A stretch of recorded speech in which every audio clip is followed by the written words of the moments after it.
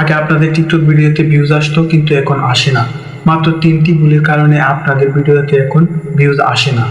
সেই 3টি ভুল আমি আজকের ভিডিওতে সুন্দরভাবে ধাপে ধাপে বলবো।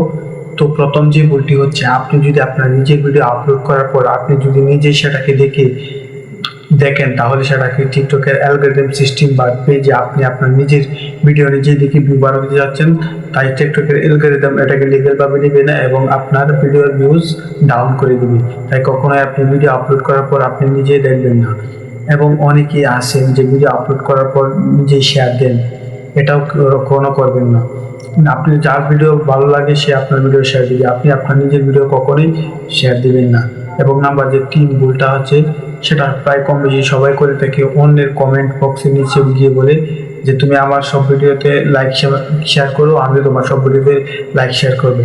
কখনোই অন্যের কমেন্টের নিচে গিয়ে এগুলো বলবেন না। এগুলো বললে আপনার যে টিকটক আইডিটা আছে সম্পূর্ণ আইডিটাই ভিউজ ডাউন হয়ে যাবে।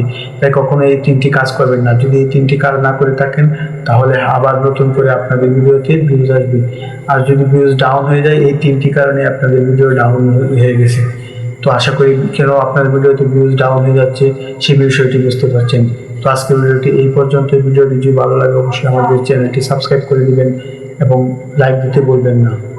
আল্লাহ হাফেজ।